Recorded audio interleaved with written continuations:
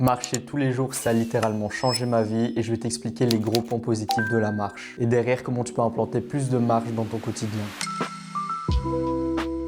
Ça, c'est plutôt pour les Lego muscu. Ça permet de rentrer dans ce qui s'appelle le système fluide. Alors, je vais essayer de l'expliquer le plus simplement possible. En gros, la définition, le but du système fluide, c'est rester sec tout au long de l'année en mangeant comme une merde. Entre guillemets, j'exagère, mais c'est pas manger comme une merde, mais c'est tu manges bien, tu manges même beaucoup, plus que d'habitude, mais tu restes sec toute l'année. Et ça, le système fluide repose sur un pilier qui est l'accélération de son métabolisme. Et pour accélérer son métabolisme, donc sa dépense quotidienne, la marche est l'un, voire le meilleur atout. Si tu es déjà au-dessus de 10 000 pas par jour, tu as quand même déjà un bon métabolisme, un bon NEAT de base. Et après, tu peux monter à 15, 16, après il y a 20 000, mais à 20 000, gars, tu fais que ça de ta journée, entre guillemets. Donc aussi, il y a plusieurs façons de faire une dépense calorique. Tu peux courir, mais le problème en fait de la course, c'est que ça crée beaucoup de fatigue. Et malheureusement, j'ai cherché, parce que comme tout le monde, on veut prendre des raccourcis, mais la marche, c'est le seul où tu dépenses sans créer de fatigue, tout simplement. Si je prends la course, tu vas créer une fatigue et c'est con, mais la fatigue, elle se ressent. Donc si tu es sportif comme moi je fais du power, j'ai besoin d'avoir le moins de fatigue possible pour mes entraînements. Si je fais de la course, ça va impacter mes entraînements. Et si imaginons tu fais pas du tout de sport, le problème c'est que ça impacte aussi ta vie quotidienne. Si tu cours, imaginons au matin, toute la journée, tu vas être rincé, tu seras pas productif. Donc c'est ça le gros inconvénient, que la marche n'a pas du tout ce problème-là. Alors le deuxième conseil qui est en premier abord, je trouvais nul à chier, mais c'est vrai que depuis que je l'ai entendu et que je l'ai appliqué, j'ai vu une différence. Marcher dehors, c'est bon pour le moral. C'est vraiment le truc bateau. Mais en gros, si tu veux, avant, je marchais au-dessus de 10 000 pas par jour, je dirais 10-11 000 pas par jour. Ici, je travaille beaucoup sur le bureau, donc je bougeais beaucoup moins. Je suis descendu à 7 000 pas par jour et j'ai vu qu'au niveau de mon moral, j'étais un peu une merde socialement et tout. Je me sentais vraiment pas bien. Et c'est con et c'est chiant. En fait, c'est chiant, mais les trucs les plus simples, c'est là où tu as les meilleurs résultats. Mais le fait de marcher dehors, en plus quand il fait beau comme aujourd'hui, là je reviens d'une balade, mais j'avais vraiment le smile. Je sais pas ce que le corps fait à ce moment-là, mais tu te sens vraiment bien. Et c'est vrai que depuis que j'ai écouté ce conseil-là, j'essaie de temps en temps de marcher sans musique et je sens une réelle différence. Et si tu ne l'as jamais essayé, essaye un peu. Après, c'est comme tout. Là, je suis dans une phase où j'essaie d'être le plus productif possible. Donc, j'essaie toujours quand je marche de faire quelque chose en plus. Mais ça m'arrive de temps en temps de marcher seul avec mes idées et je trouve c'est super agréable. Aussi, un autre point, et lui, je trouve qu'il a beaucoup d'impact sur moi, c'est la marche influence ton indice glycémique. Alors,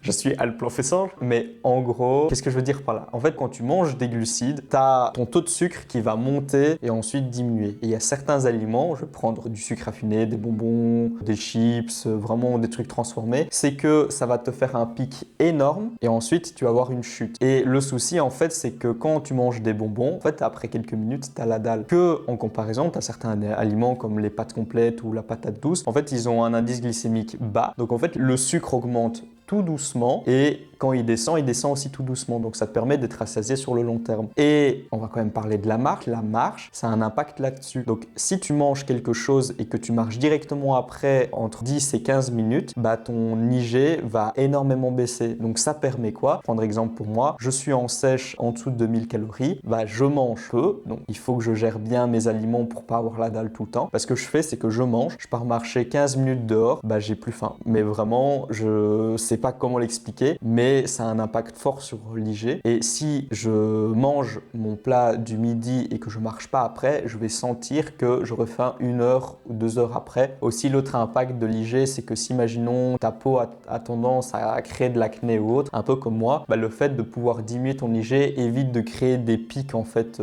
d'acné. Donc vraiment, quand j'ai vu ce conseil-là, je me suis dit ça a l'air tellement bateau, parce que aussi je comprenais pas comment ça marchait, mais ça a un réel impact. Et le fait de marcher après manger, tu vas voir que ça va avoir un impact super fou au niveau de ta satiété. Donc si tu cherches à perdre du poids, c'est vraiment une bonne méthode. Donc maintenant, je vais t'expliquer comment faire pour que tu introduises plus de marge dans ton quotidien. Alors si tu es en dessous de 5000 pas par jour, tu vas voir, c'est super facile. Vraiment, il suffit de faire quelques trucs. Donc pour moi, le premier conseil, c'est à chaque fois que tu manges, pars te balader. Si imaginons, tu n'es vraiment pas fan de la balade, fais juste 5 minutes. Genre ça a été prouvé que je reviens du truc d'avant au niveau de l'IG. Si tu marches 5 minutes, ça impacte plus ou moins 50-60% 100% de ton IG. Et si tu marches 15 minutes, c'est le 100%, vraiment ça impacte au mieux ton IG. Donc si tu as vraiment la flemme, marche juste 5 minutes. Aussi, un autre conseil, c'est que si imaginons tu dois aller à un endroit et que tu peux y aller sans ta voiture et que ça prenne moins de 20 minutes pour y aller, bah va à pied plutôt qu'en voiture. Un autre truc que tu peux te dire, tu dois plutôt voir aussi la marche comme quelque chose de productif. Alors avant,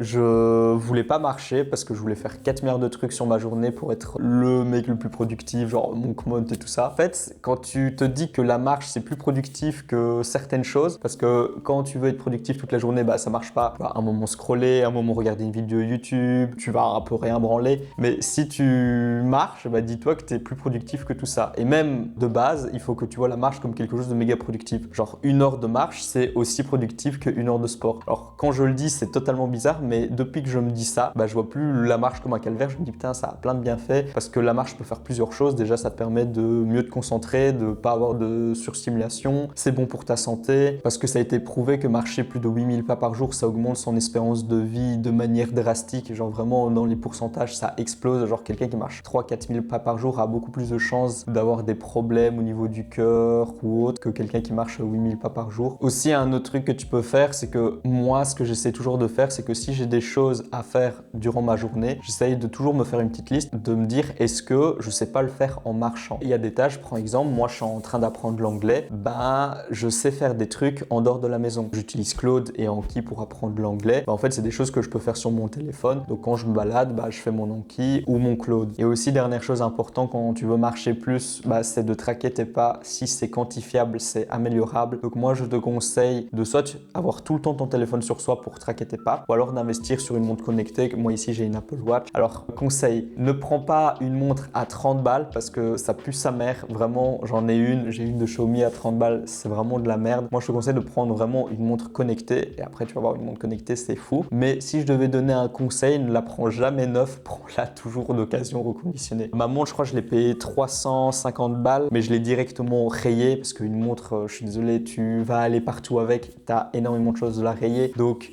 en fait, ça m'a foutu un peu le seum de l'acheter neuve pour que quelques jours après, elle soit rayée. Donc moi, je te la conseille de prendre d'occasion, voire une génération ou deux en dessous. Je pense que c'est le plus rentable. Je pense que tu peux trouver des montres connectées, genre des Apple Watch à 100-150 €, ultra valables, de bonne qualité. En plus, l'Apple Watch a plein d'avantages. Je ne serais plus me passer de ma montre. Mais c'est vrai que pour calculer les pas, pour moi, c'est un indispensable. Mais si tu veux pas investir, bah essaie de garder en tête que ton téléphone doit tout le temps être sur toi alors. Parce que si, imaginons, un jour, tu oublies de prendre ton téléphone, bah tu as un jour où tu es un peu niqué. Donc c'est plus compliqué au niveau des stats. Mais ça, c'est quelque chose qui a beaucoup joué en ma faveur. Le fait que j'ai une montre connectée, en fait, je sais voir mes pas vraiment très précisément et je sais améliorer ça facilement. Donc en fait, je regarde un peu les habitudes que j'ai fait et je me dis, ah, c'est vrai que j'aurais pu faire peut-être ça différemment pour pouvoir marcher plus en fait. Donc ça, c'est vraiment l'un des grands avantages de traquer, c'est que tu sais optimiser en fait ton emploi du temps pour pouvoir mieux marcher ou plus marcher. Et je vais finir cette vidéo en disant que les gens pensent que la marche est une perte de temps alors qu'en réalité, ça leur en fait gagner.